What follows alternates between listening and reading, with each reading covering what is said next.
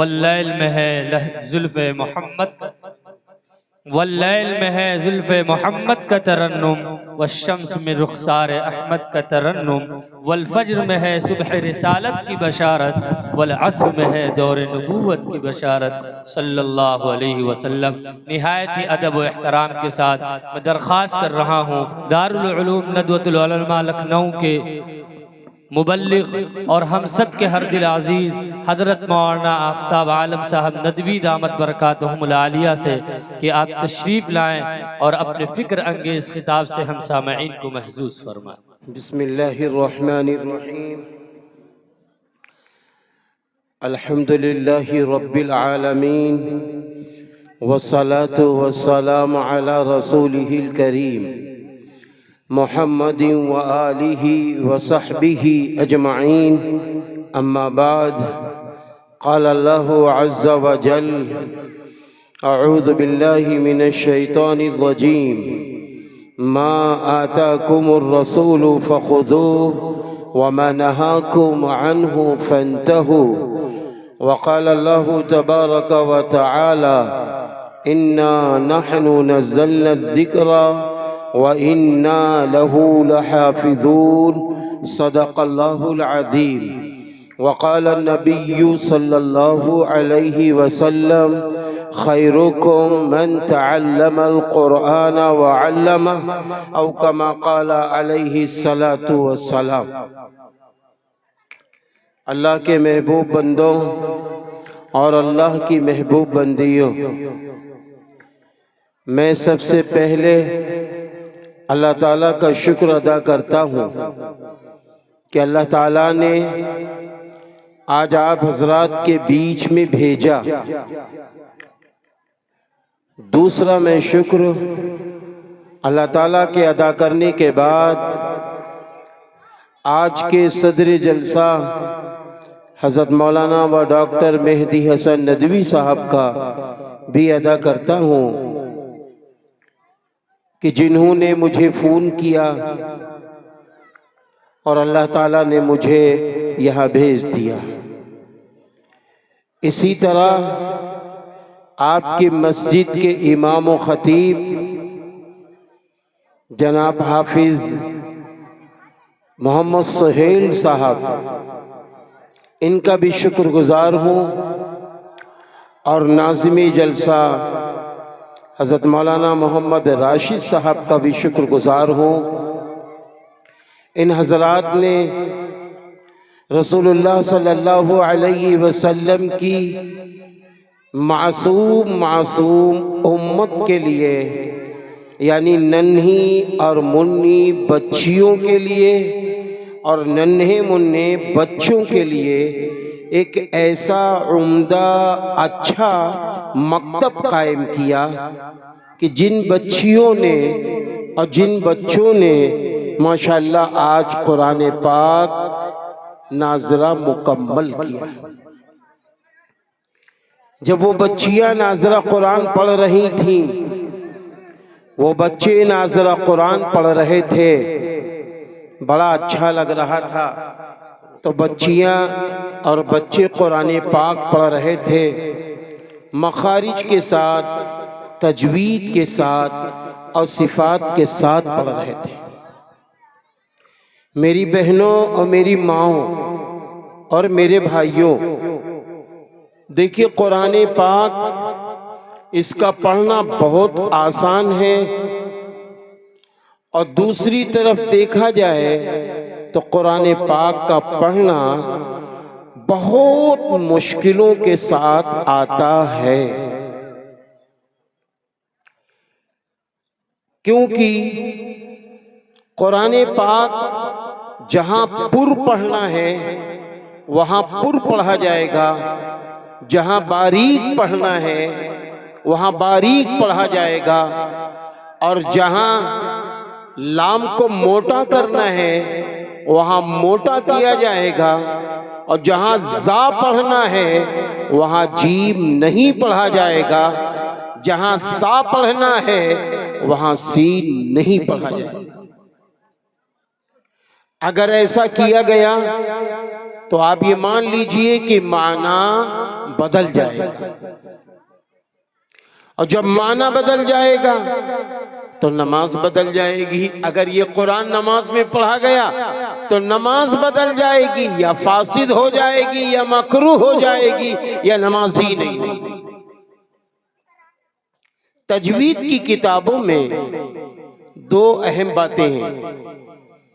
एक गलती है जिसको लहने जली कहते हैं, एक दूसरी गलती है जिसको लहने खफी कहते हैं।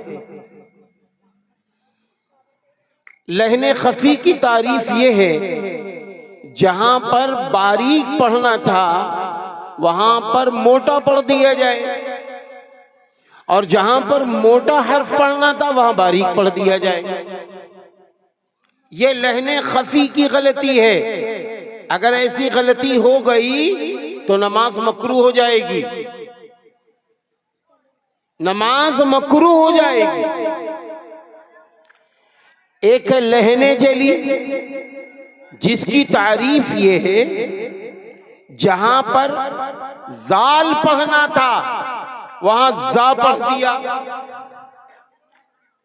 जहां पर जा पढ़ना था वहां पर जाल पढ़ दिया। तो मालूम है ये जो गलती है लहने जली की गलती है। अगर ऐसी गलती नमाज में हो जाती है तो नमाज नहीं होगी, नमाज को दोहराना पड़ेगा। अब आप अंदाजा लगाएं कि कुरान पाक का पढ़ना बहुत आसान, लेकिन कुरान पाक का तजवीद के साथ पढ़ना, मखारिज के साथ पढ़ना, ये फर्ज है, ये फर्ज है। मैं आपको सच बता रहा हूं, मैंने अपने खैराबाद में एक साहब को देखा कि वो सूरे रहमान पढ़ रहे थे। सूरे रहमान, आप यकीन मानिए इतनी गलतियां कर रहे थे कि बस मैं आपसे बता नहीं सकता हूं। किसी कहने वाले ने जब उनसे कहा तो वो नाराज हो गए। वो पढ़ रहे हैं फबी अय्यि आलाई रब्बिकुमा तुकद्दिबान। अब तुकद्दिबान और तुकज़्ज़िबान दोनों चल रहा है, दोनों चल रहा है। क्या सही है क्या गलत उस बेचारे को खुद ही नहीं मालूम। और जब कहा जाता है तो वो खफा होते हैं। इसलिए मैंने हाफिज सोहेल साहब को मुबारकबादी दी है कि उन्होंने अपने बच्चों को दाल की जगह जाल पढ़ाया है और जा की जगह जा पढ़ाया है। ए मेरी माँ और बहनों, आप खुशनसीब हैं कि आपके बच्चों ने ऐसी जगह नाज़रा कुरान मुकम्मल किया। नाज़रा कुरान मुकम्मल करने वाले माँ बाप के लिए एक अच्छी खुशखबरी है, बड़ी प्यारी खुशखबरी है। वो खुशखबरी क्या है मालूम? रिवायतों में आता है कि जिसके बच्चे ने कुरान पाक का नाज़रा मुकम्मल किया, अल्लाह ताला उसके वालिदैन के अच्छे अगले और पिछले गुनाह माफ कर देता है। ये कितनी बड़ी खुशखबरी है। आज आपने अपनी बच्ची को कुरान पाक पढ़ाया है, कानपुर में निकाह पढ़ा के निकला तो मैंने देखा कि जहेज में एक बहुत बड़ा कुरान और गिलाफ में पैक है, बड़ा खूबसूरत गिलाफ है। तो वहीं पर लोग आपस में तबसरा भी कर रहे थे। एक साहब ने कहा, अरे भैया इन्होंने गाड़ी दे दिया, सब ठीक है, लेकिन इनको अपनी बिटिया को कुरान नहीं देना चाहिए था। तो हम पीछे थे, हमने उनके कंधे पे हाथ रखा, हमने कहा मेरे भाई क्यों, जब यहाँ इरीद फिरीद सारी चीजें मौजूद हैं तो आप कुरान पाक को क्यों रोक रहे हैं? तो कहने लगे मौलाना जी इनकी बिटिया अलिफ से या तक नहीं जानती है जो दुल्हन है। जो ये दुल्हन है ये अलिफ से या तक नहीं जानती है, ये कुरान पाक क्या पढ़ेंगी? इससे बेहतर है कि इनके घर में कुरान ना जाता। इससे बेहतर है कि इनके घर में कुरान ना जाता। और हकीकत में फिर हमें अजब सा लगा, तो मैंने लड़की के वालिद साहब से चुपके अलग बुलाया, ने नाम तो ले नहीं रहे हैं कि उन्हें बहुत वो लगे। मैंने कहा भाई साहब आपके ये तबसरे चल रहे हैं, आपकी बेटी के मुतालिक ये है। कहने लगे हाँ हमने LLB तो करा दी है, मेरी बेटियां डॉक्टर है, हमसे गलती हुई कि हमने कुरान नहीं पढ़वाया, कुरान नहीं पढ़वाया। आपने क्या समझा है कि आप कुरान नहीं पढ़वाएंगे तो आप खुशहाल हो जाएंगे? अम्मा जिसने कुरान से अपने बच्चों को काटा, जिसने कलामुल्लाह से अपनी बच्चियों को दूर रखा, जिसने अल्लाह और रसूल से दूर रखा, उसकी मिसाल ऐसी है जैसी 5 मंजिला बिल्डिंग बना रहे हैं और नींव उसकी कमजोर, इतनी कमजोर कि एक आंधी के झोंके में वो गिर जाए। आपको मैं सच बता रहा हूं, जिन माँ ने जिन बाप ने अपने बच्चों को कुरान पाक नहीं पढ़ाया, कुरान से दूर रखा, उर्दू दीनियात से दूर रखा, इस्लामी तालीमात से दूर रखा, आज वो बच्चे डॉक्टर बनने के बाद, इंजीनियर बनने के बाद, प्रोफेसर बनने के बाद, सियासी रहनुमा बनने के बाद, मालदार बनने के बाद अगर उनको अच्छी सोसाइटी मिल गई तो मुबारक, वरना हमने उनको गिरते हुए भी देखा है। करोड़ों के मालिक को हमने गिरता हुआ भी देखा है। ऐसे ऐसे जुमले वो बोल जाते हैं कुफरिया और शिरकिया, उन्हें एहसास तक नहीं होता कि इन जुमलों के पीछे अल्लाह कितना नाराज होता है। क्यों? उनकी मां ने उनको कुछ पढ़ाया नहीं। एक साहब का वाकया इसी शहर लखनऊ मौलवीगंज का, मौलवीगंज का वाकया। मौलवीगंज में गए तो वो दुकान नहीं खोलते हैं, एक साहब दुकान खोल रहे थे इसी चिकन के कपड़े की, तो वो दुकान खोल रहे थे तो मुझसे कहने लगे हज़रत दुआ करा दीजिए। तो मेरे दिल में आया कि ये दुकान है, ये नई दुकान है, तो इसमें कुरान पाक थोड़ा पढ़ दिया जाए। मैंने कुरान पाक पढ़ा। कुरान पाक पढ़ने के बाद मैंने दुकान के मालिक से कहा आप 3 बार सूरह इखलास पढ़ दीजिए। अब वो चुप। तो हमने सोचा हो सकता है ये सूरह इखलास न समझ पाए हो। मैंने कहा 1 बार कुल हु अल्लाह पढ़ दीजिए। तो उन्होंने कहा मुझे याद ही नहीं है, मुझे याद ही नहीं है। तो फिर हमने कहा या अल्लाह ये इतना अमीर आदमी है, अगर हम कुछ कहेंगे तो ये नाराज हो जाएगा, तो कहीं ऐसा ना हो नाराज होकर कुछ कह दे। लेकिन जब दुआ मांगी तो मैंने अपनी दुआ में ये जुमले इस्तेमाल किए, ऐ अल्लाह आज इनकी माँ ने इनके बाप ने अपने बच्चे को कुरान नहीं पढ़ाया, आज अगर ये बच्चा कुरान पाक पढ़ा होता तो आज ये अल्लाह का कलाम पढ़ता। ये 40 साल की उम्र का इंसान बताओ इसे नमाज कैसे पढ़ता हो? जब कुल हुवल्लाहु अहद की सूरह नहीं याद है तो नमाज कैसे इसकी अदा करता होगा? अब आप बताइए इसमें कसूर किसका है? आप बताइए कसूर किसका है? मैं तो कहता हूं माँ और बाप का है, माँ और बाप का है। आज हर माँ ये चाहती है मेरा बेटा डॉक्टर बन जाएगा, मेरा बेटा बहुत बड़ी डिग्री का मालिक बन जाएगा, ये पैसे हमें देगा, ये रकम हमें देगा। अरे माँ भूल जाइए, अगर आपने इनको कुरान से काट दिया है, आपने इनको अल्लाह और रसूल से काट दिया है, दीनी इस्लामी तालीम से काट दिया है, भूल जाइए बुढ़ापे में माफ करना खुर खुर करती रहोगी और ये देखता हुआ निकल जाएगा, तब सिवाय रोने की कुछ ना।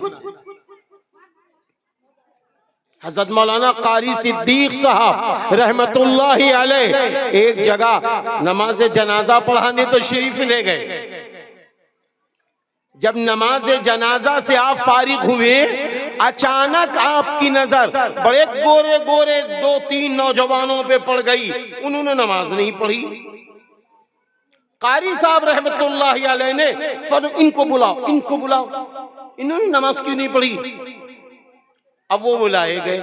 जब तक एक साहब बुलाने पहुंचे तो दूसरे साहब ने कहा, हजरत जिसको आप बुलवा रहे हैं, ये जो मय्यत है ये इनके बेटे हैं। और हजरत बताऊं, ये गैर ममालिक में रहते हैं। ये अपने अब्बा का इंतकाल सुनकर इन्होंने बहुत अच्छी फ्लाइट में बैठकर यहां आ गए हैं। ये वो बेटे हैं। कारी सिद्दीक साहब रहमतुल्लाहि अलैह ने उनका हाथ पकड़ा, कहा ये बताओ तुम मुसलमान हो ना, मुसलमान हो ना, तुमने नमाज क्यों नहीं पढ़ी, तुमने नमाज क्यों नहीं पढ़ी? कहने लगे, हजरत मैं नापाक हूं, हजरत मैं नापाक हूं। जरा गौर कीजिए, जरा गौर कीजिए, जबकि पाक रहना आधा ईमान है। आज हम पाक नहीं रह पाते। बताओ क्या मिला? वो चले गए दुनिया से। उनका बेटा अपने बाप को दुआ भी नहीं दे रहा है। आज बहुत सारे बच्चों को देखो, जनाजे की दुआ तक नहीं याद है, जनाजे की दुआ तक नहीं याद है। और आप बाप अक्लमंद अपने आप को समझ रहे हैं। अरे भैया, जब हमारा आपका इंतकाल होगा, हमारा बेटा नमाज जनाजा पढ़ेगा, और नमाज जनाजा मुशाबे नमाज है, असलन दुआ है, असलन दुआ है। अब जब बेटा हमको दुआ ही नहीं दे रहा, क्या बाप की तरबियत है, क्या बाप की परवरिश है? इसलिए मैं आज इस जलसे में डंके की चोट पर सारे के सारे मुसलमानों से, मर्दों से, औरतों से ये बात कहना चाहता हूं, अगर आप चाहती हैं, अगर आप चाहते हैं ये बच्चा बुढ़ापे में काम आ जाए, वो अल्लाह की बारगाह में पहुंचकर जन्नत इन्हें मिल जाए, तो हमें आपको सबसे पहले अपने बच्चों को कुरान करीम से जोड़ना होगा, हदीस नबी सल्लल्लाहु अलैहि वसल्लम से जोड़ना होगा, उनको सही अकीदा बताना होगा। इस्लाम किसे कहते हैं, ईमान किसे कहते हैं, एहसान किसे कहते हैं, आखिरत किसे कहते हैं, नबी किसे कहते हैं, अल्लाह किसे कहते हैं, दीन की वो मोटी मोटी बातें बतानी, बातें बतानी होंगी। इन्हीं बातों के लिए ये मदरसे हैं, इन्हीं बातों के लिए ये मकतब है। ये मकतब के जिम्मेदार, इनको हसरत भरी निगाह से देखो। ये लोग बेचारे आपके बच्चों का ईमान सही करा रहे हैं, आपके बच्चों को कुरान सही पढ़ा रहे हैं, आपके बच्चों को ये बता रहे हैं माँ के कदमों तले जन्नत है, बाप जन्नत का दरवाजा है। आपके बच्चों को ये बता रहे हैं बड़े भाई का इकराम करो, छोटों पे शफकत करो। आपके बच्चों को ये बताते हैं अपने पड़ोसियों का एहतराम करो, इकराम करो। आपके बच्चों को ये बताते हैं झूठ बोलने से अल्लाह नाराज होता है। आपके बच्चों को ये बताते हैं, ए मेरे बच्चों लड़ाई झगड़े से बचो। आपके बच्चों को ये बताते हैं अल्लाह से ऐसे जुड़ो, नबी से ऐसे। ये है मदरसे, ये हाफिज सुहेल साहब, ये मौलाना राशिद साहब, ये हजरत मौलाना डॉक्टर मेहंदी हसन नदवी साहब, ये सब काम तो यही कर रहे हैं। आज मालूम है क्या होना चाहिए था? होना तो ये चाहिए था, जितनी बड़ी तादाद में माशाल्लाह औरतें हैं, इससे 1.5 गुना बड़ी तादाद में मर्द होते। लेकिन हाय अफसोस, याद रखना, तुमने अगर कुरान को, हमने अगर कुरान को इज्जत भरी निगाह से न देखा, हमने अगर कुरान को मामूली समझ लिया, इन महफिलों को मामूली समझ लिया, तो हम भी तो मामूली हो गए। कहां वैल्यू है, कहां वैल्यू है बताओ? वो मुअज़्ज़ज़ थे जमाने में मुसलमान होकर, हम ख्वार हुए तारीके कुरान होकर। बहुत सारे लोग ये कहते हैं, बहुत सारे लोग ये कहते हुए सुने गए, अम्मा मियाँ अब तो जलसों में सिर्फ गरीब लोग आते हैं। हाँ, पढ़ा लिखा तबका कहाँ आता है? अरे आओ तो अच्छा है, ना आओ तो अच्छा है।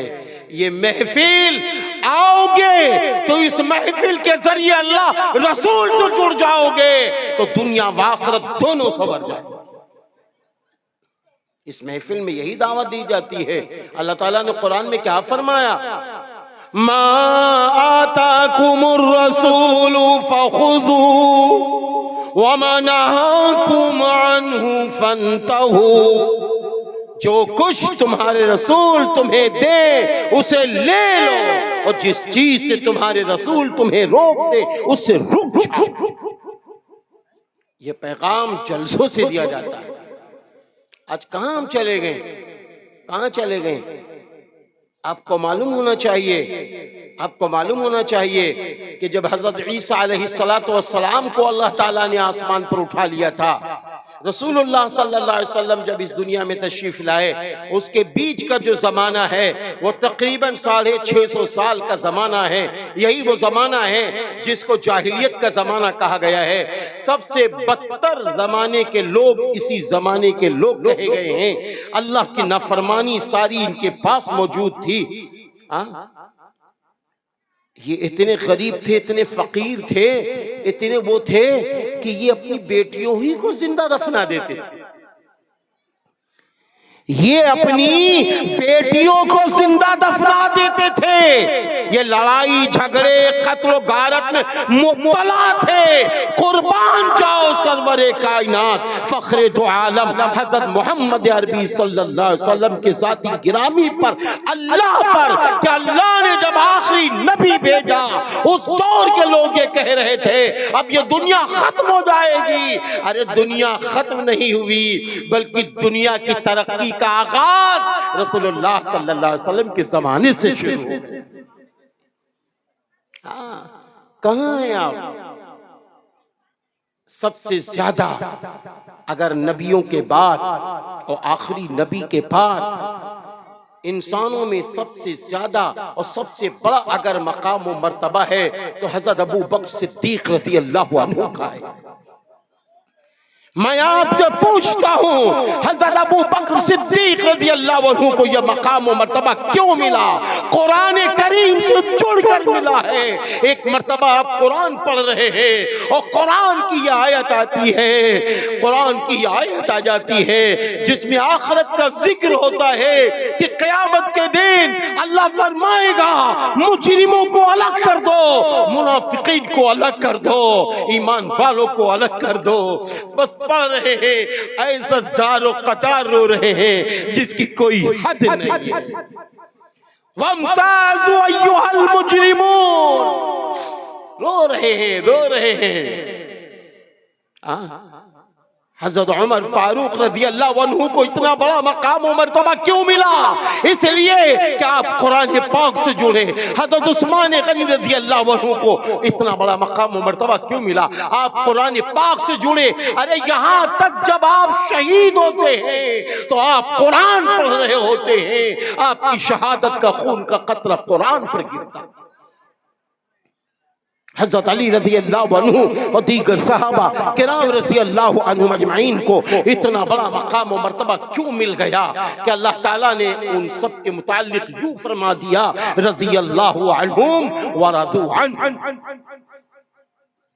आज हम कहते हैं कि हम तरक्की पर नहीं हैं, आज हम कहते हैं कि हम आगे नहीं बढ़ रहे हैं।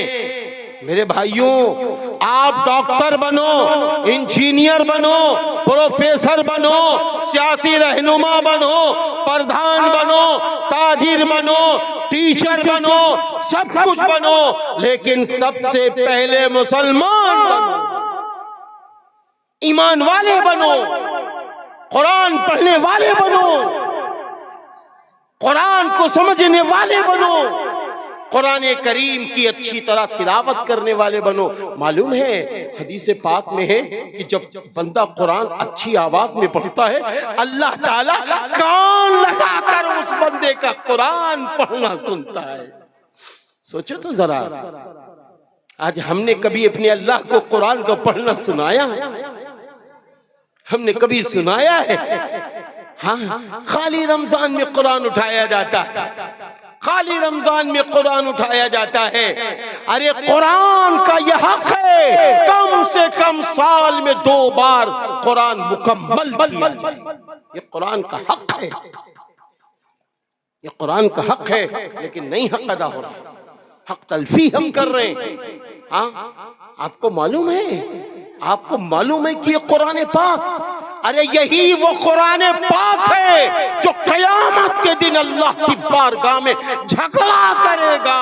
और जब तक उस कुरान पाक का चाहने वाला बंदा जन्नत में न चला जाए, जब तक ये कुरान पाक खामोश न रहे। एक रिवायत में यहां तक है कि 3 चीजें अर्श रहमान के नीचे होती हैं, उनमें से एक कुरान पाक, एक कुरान पाक जो उन बंदों से जो कुरान नहीं पढ़ते हैं, न समझते हैं, उन बंदों से झगड़ा करेगा। दूसरे अमानतदारी और तीसरे रिश्तेदारी है। ए मेरे भाइयों, यही वो कुरान पाक है, यही वो कुरान पाक है। मुल्ला अली कारी रहमतुल्लाहि अलैह ने तिर्मिज़ी शरीफ के हवाले से ये बात फरमाई है कि ये कुरान पाक उस वक्त तक सुकून से न बैठेगा जब तक कि क्या होगा मालूम है? ये कुरान पाक कहेगा अल्लाह ताला इनके साथ इकराम का मामला फरमाइए। ये इसलिए कि ये कुरान पाक पढ़ते थे, समझते थे और हमसे मोहब्बत करते थे। तो अल्लाह ताला क्या करेंगे? करामत वाला ताज पहना देंगे। जरा गौर से सुनना, करामत वाला ताज पहना देंगे। फिर यही कुरान पाक चीख पड़ेगा, अल्लाह मियां अब इनके साथ और ज्यादा इकराम का मामला फरमाइए। तो मालूम क्या होगा? यही जब इकराम का मामला होगा तो अल्लाह इकराम वाला जन्नत का बेहतरीन लिबास पहना देंगे, इस तरह उसका इकराम फरमाएंगे। फिर ये कुरान पाक कहेगा, ऐ मेरे अल्लाह मेरी एक बात और सुन लीजिए, आप इस बंदे से राजी हो जाइए। तो अल्लाह ताला कहेगा, हाँ हम इस बंदे से राजी हो गए। बताओ, ये है कुरान। हमने छोड़ दिया कुरान को, कहां चले गए? आप सच बताओ, कितने महीने हो गए होंगे कि कुरान पाक को देख के पढ़ते हुए? कितने महीने हो गए हैं कुरान पाक को हमने पढ़ा है? कितने महीने हो गए हैं कुरान पाक की तिलावत की है? बताओ तो मेरे भाइयों, बताओ। आज हम आप कहते हैं मेरे बच्चे गालियां देते हैं, मेरे बच्चे नाफरमानी करते हैं, मेरे बच्चे हर वक्त मोबाइल में यूट्यूब पे पड़े रहते हैं। आप ये बताओ, हमने जो कुछ बच्चों को दिया वही तो बच्चे कर रहे हैं। क्या इन बच्चों ने कभी ये देखा है कि मेरी माँ, मेरे अब्बा अजान होते ही कमरा छोड़ देते हैं, अब्बा मस्जिद पहुंच जाते हैं, अम्मा मुसल्ले पे आ जाती है, और सुबह होती है अम्मा फज्र में उठती है और उसके बाद कुरान पढ़ती है? क्या ये माहौल इन बच्चों ने अपने माँ बाप का देखा? और जिन घरों में ये माहौल है, उन घर के बच्चों को देखो, फूल जैसे होते। उन घर के बच्चों को देखो, देखते रहो, तबीयत खुश हो जाती है। उन बच्चों से मुलाकात करो, तबीयत खुश हो जाती है। यही हुसैनाबाद है। जलसे से निकल रहा था, मैंने देखा छोटे छोटे बच्चे हैं। जैसे ही मैं करीब पहुंचा, कहने अस्सलामु अलैकुम व रहमतुल्लाहि व बरकातुहू। मैंने कहा वालेकुम अस्सलाम व रहमतुल्लाहि व बरकातुहू। वो बच्चे कहते, आप खैरियत से हैं? मेरे लिए, मेरी मम्मी के लिए दुआ कीजिएगा। या अल्लाह, ये भी तो बच्चे हैं, ये भी तो बच्चे हैं। आज तो हाल ये है, किसी रिश्तेदारी में माँ अपने बच्चों को लेके चली जाए, वो क्या मजाल है, बच्चा गाली दे रहा, दे मोबाइल, गाली दे रहा है, माँ की झुटिया नोच रहा है। अम्मा कहते, हाय मेरा बच्चा बड़ा जिद्दी हो गया है। ये बताओ, इसकी जिद किसने की है? जब आपने इसके सामने यूट्यूब देखा, आपने इसके सामने गाने सुने, आपने इसके सामने गंदी गंदी फिल्में देखी, आपने हमल के दरमियान जब कुरान पढ़ना था, नमाजें पढ़ना था, तो यूट्यूब देखा, तो बच्चों से क्या उम्मीद लगाती है कि बच्चा नेक आएगा?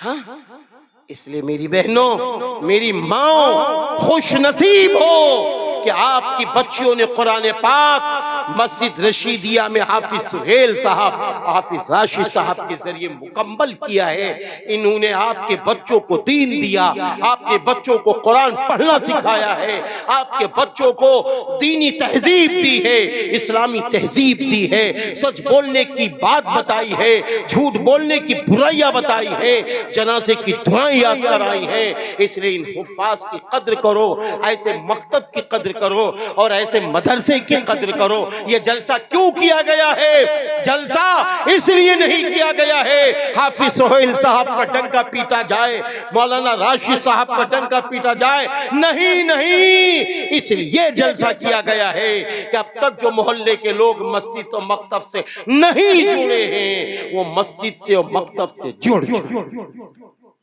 इसीलिए तो किया गया, इसीलिए सबको बुलाया गया।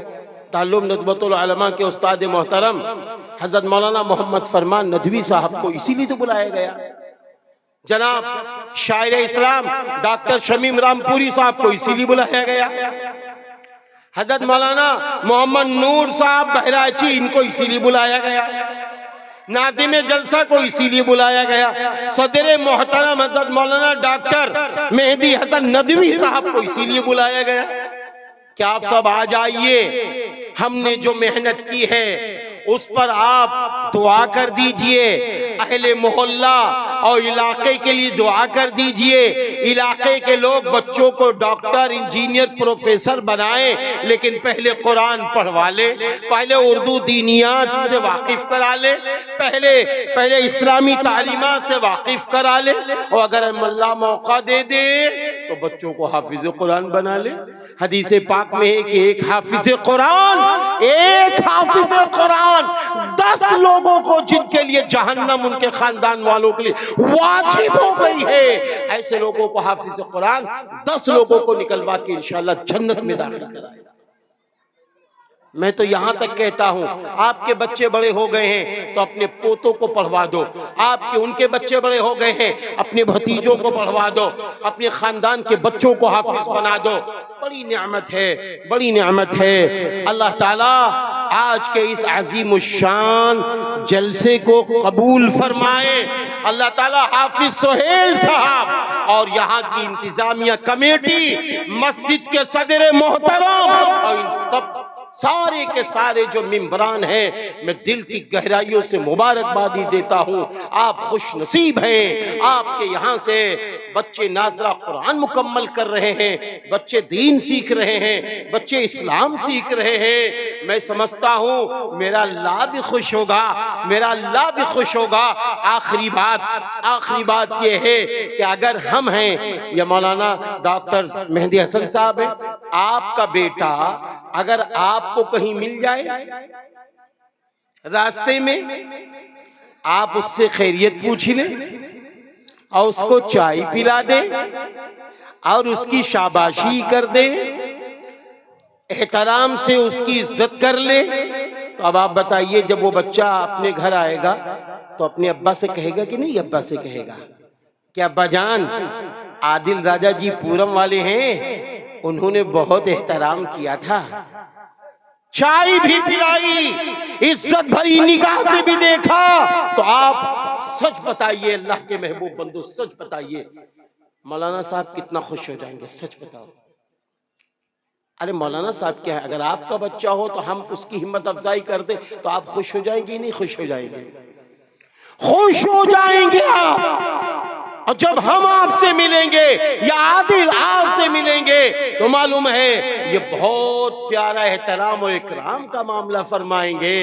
ऐसा ही मेरे प्यारे मुसलमानों, ए अल्लाह की महबूब बंदियों, ऐसे ही अल्लाह के नन्हे मुन्ने बंदों को और नन्ही मुन्नी बंदियों को अगर आज आपने अल्लाह और रसूल से जोड़ दिया, कुरान पढ़ने वाला बनाया, कुरान समझने वाला बनाया, अल्लाह और नबी से मोहब्बत करने वाला बनाया, सहाबा से मोहब्बत करने वाला बनाया, तो मेरा अल्लाह भी खुश हो जाएगा, मेरा अल्लाह भी खुश हो जाएगा। इस्लाम की तो यही हकीकत है कि जो तुमने सीखा है इसको ट्रांसफर करो, इसको मुंतकिल करो, इसको दूसरों में लाओ। इसलिए मेरे भाइयों, मेरी बहनों, दिल की गहराइयों से मैं सभी को मुबारकबादी देकर रुखसत होना चाहता हूँ, जाना चाहता हूँ। अल्लाह ताला आप हजरात को नजर बद से बचाए, आपके मकतब को खूब कामयाब करे। यहाँ के इलाके के लोग, हाफिज सोहेल साहब, मौलाना राशिद साहब, यहाँ के जितने जिम्मेदार हैं, सबके साथ मिलकर अच्छा और निज़ाम बनाने की कोशिश करें। अल्लाह मेरी भी मदद फरमाए, आप सबकी मदद फरमाए। व आखिरु दावाना अनिल हम्दुलिल्लाहि रब्बिल आलमीन। अस्सलामु अलैकुम व रहमतुल्लाहि व बरकातुहू।